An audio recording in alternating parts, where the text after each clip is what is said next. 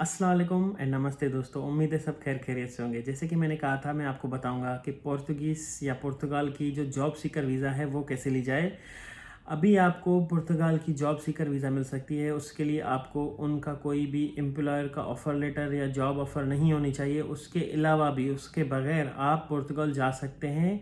6 महीने तक आप वहाँ पे रह सकते हैं और जॉब सर्च कर सकते हैं। तो आइए इस वीडियो में देखते हैं कि कौन से डॉक्यूमेंट आपको चाहिए और ये किस तरह सारा प्रोसेस होता है। और इसमें आपको फंड्स भी जो है वो वेव ऑफ हो जाते हैं। कभी कभी इस तरह भी केस होता है कि जिसमें आपको इनिशियली फंड्स या बैंक स्टेटमेंट नहीं दिखानी पड़ती कि आपके पास इतने पैसे हैं। तो वो मैं आपको बताऊंगा इस वीडियो के एंड में, वो किस तरह आप वेव ऑफ कर सकते हैं।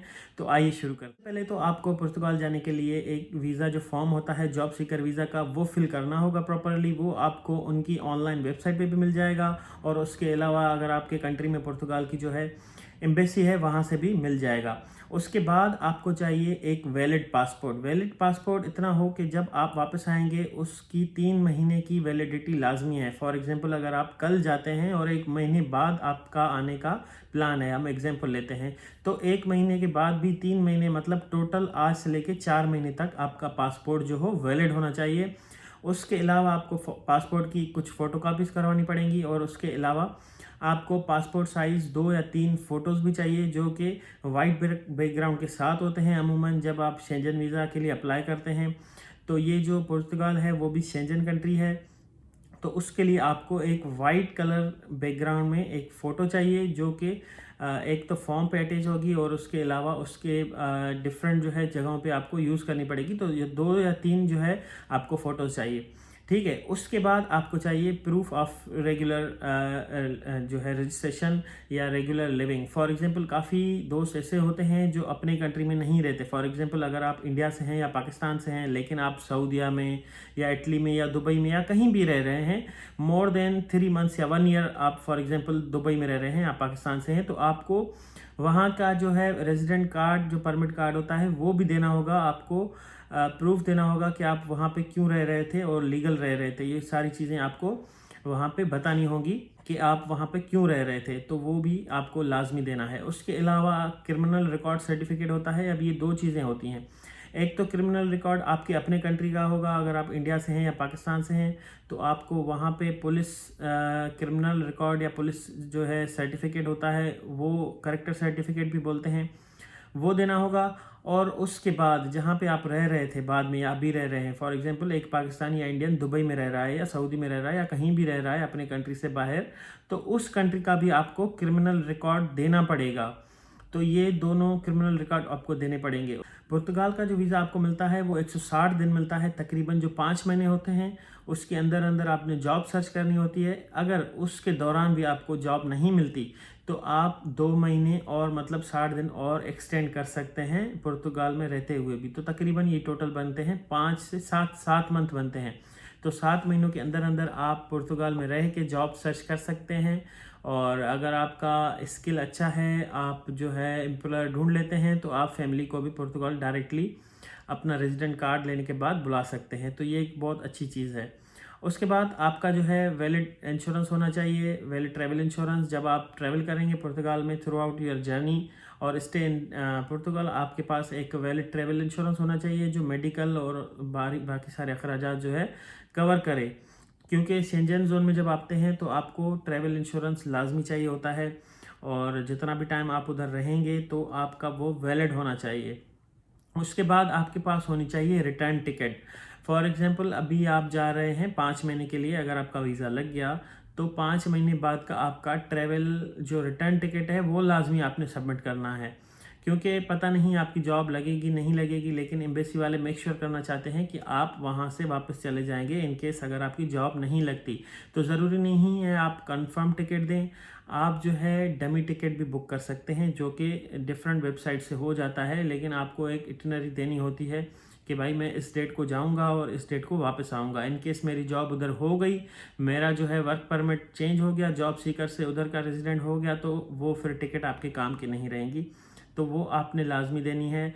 और इस तरह ये भी है कि आप 5 महीने बाद 2 महीने और एक्सटेंशन ले सकते हैं। तो वो टिकट वैसे ही सिर्फ इंटेंशन दिखाने के लिए देना होता है कि वो बंदा जो है वापस आएगा। उसके बाद आता है फाइनेंशियल प्रूफ या अकोमोडेशन और बाकी सारी जो अखराजात होते हैं उधर। अगर आप पुर्तगाल जा रहे हैं तो पुर्तगाल की जो मिनिमम वेज है 760 यूरो पर मंथ है, ठीक है। उस हिसाब से जितना टाइम आप उधर रहेंगे उतने पैसे आपके बैंक में होने चाहिए, जिसको बैंक स्टेटमेंट बोलते हैं, या एक प्रूफ ऑफ फंड भी होता है, फाइनेंशियल जो है प्रूफ होता है कि आप पुर्तगाल जा रहे हैं 5 महीने के लिए। 760 को मल्टीप्लाई करेंगे 5 से या 6 से करें तो बेहतर होता है, तो फिर आपका वीज़ा लगेगा। आपको मेक श्योर करना है कि आपके पास इतने पैसे हैं, इतना टाइम आप वहाँ पे सरवाइव कर सकते हैं, ठीक है। अब जैसे कि मैंने बताया कि ये चीज़ आपकी ख़त्म हो सकती है, किसी के पास इतने पैसे नहीं हैं फिर भी वो वीज़ा ले सकता है। इस केस में उसके पास जो है ऐसा कोई रिलेटिव या ऐसा कोई गहरा क्लोज दोस्त या कोई ऐसा कोई बंदा जो लेटर लिखे, वो पुर्तगीज सिटीज़न होना चाहिए, और वो लेटर लिखे आपके लिए कि इस बंदे को मैं इनवाइट कर रहा हूँ, मेरे पास इतने पैसे हैं। उसको अपने फाइनेंशियल जो है प्रूफ देना होगा कि मेरे पास इतने पैसे हैं, मेरे पास जगह भी है, और इस बंदे को, इस रिलेटिव है मेरा या दोस्त या कुछ भी है, तो मैं उसको जितना भी टाइम वो पुर्तगाल में रहेगा, 5 महीने या 7 महीने जितना भी है, जब तक इतनी इसकी जॉब नहीं लगती, तो मैं इसको स्पॉन्सर करूँगा, इसको मैं जगह भी दूंगा रहने के लिए, इसको खाना वगैरह और सारी अखराजात इसके मैं बियर करूँगा। तो ये चीज़ अगर आप मैनेज कर लेते हैं, कोई ऐसा बंदा आप ढूंढ लेते हैं, तो फिर आपको जो है फाइनेंशियल प्रूफ नहीं देना पड़ेगा। अब इसको अप्लाई कैसे करें? सबसे पहले तो आपने एम्बेसी में जाके अपॉइंटमेंट लेना है, जो भी आपके कंट्री में एम्बेसी है, पुर्तगाल की है या उसके किसी सेंजन की होती है, क्योंकि काफ़ी कंट्रीज़ में ऐसा होता है जो कंट्री खुद प्रेजेंट नहीं होता तो वो अपनी रिस्पॉन्सिबिलिटीज़ डेलीगेट करता है किसी और कंट्री को, तो वो उसकी दूसरे कंट्री की एम्बेसी उस कंट्री के डॉक्यूमेंट्स वगैरह कलेक्ट करती है, सर्विसेज प्रोवाइड करती है। तो मेरे ख्याल में आपकी कंट्री में लाजमी होगी, आप जहाँ से भी हैं, इंडिया से, पाकिस्तान से हैं, अगर नहीं है तो फिर आपको कोई देखना होगा इंटरनेट पे कि कौन सी जो है एम्बेसी उनकी कंट्री की जो है आपकी सर्विसेज प्रोवाइड करती है वीज़ा की। वो आपने अपॉइंटमेंट ले लिया, उसके बाद आपको ये जो मैंने आपको लिस्ट बताई है वो सारे डॉक्यूमेंट आपको कलेक्ट करके प्रिपेयर करने हैं। उसके बाद फिर जब आपका अपॉइंटमेंट डेट आएगी, वहाँ जाके सारी चीज़ें सबमिट करनी है। हो सकता है आपका इंटरव्यू हो, तो इंटरव्यू में आपको कॉन्फिडेंटली सारी चीज़ें बतानी है, थोड़ी बहुत रिसर्च करनी है अपने स्किल से रिलेटेड, अपनी जॉब जो फाइंड करेंगे उससे रिलेटेड। एक चीज़ मैं बताना भूल गया, आप एक सीवी भी जो है जो पुर्तगीज़ फॉर्मेट में या यूरोपास फॉर्मेट में अटैच करेंगे तो वो एक एडिशनल पॉइंट होगी। उसके बाद कवर लेटर तो होता ही है, उसमें आप मेंशन करेंगे कि आप क्यों जा रहे हैं, आपके क्या क्या स्किल हैं और आपने पुर्तगाल ही क्यों जाना है। तो ये सारी चीज़ें आपने मेंशन करनी होती है। और मेक श्योर करें आपके डॉक्यूमेंट्स जो हो या तो इंग्लिश में हो या तो पुर्तगीज़ में हो। इन दोनों में से किसी और लैंग्वेज में है तो सबसे पहले आपने वो ट्रांसलेट करवाने होंगे, या तो इंग्लिश में या तो पुर्तगीज़ में। तो ये चीज़ें आपने जहन में रखनी है।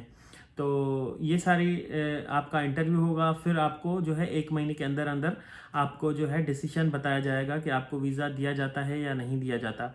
उसके बाद ये जो वीज़ा है ओनली फॉर पुर्तगाल है, पुर्तगाल में जा सकते हैं, वहाँ पे स्टे कर सकते हैं, वहाँ पे ही आप जॉब सर्च कर सकते हैं। उसके बाद कोई शेंजन कंट्री में या शेंजन स्टेट में आप नहीं ट्रेवल कर सकते, नहीं जा सकते। उसी कंट्री में रहना है जब तक आपकी जॉब नहीं लगती, और अप्लाई भी आप उसी कंट्री में कर सकते हैं, जॉब भी वहाँ पे ढूंढ सकते हैं और कॉन्ट्रैक्ट भी वहाँ पे बना सकते हैं।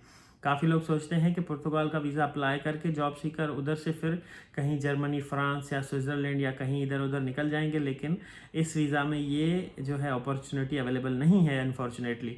तो सबसे पहले आपको पुर्तगाल आना पड़ेगा, वहाँ पे जॉब वगैरह देखनी पड़ेगी, उसके बाद जो सारे प्रोसेस होते हैं, ये सारी चीज़ें होती हैं, तो फिर वो आप कर सकते हैं। वीडियो देखने के लिए शुक्रिया।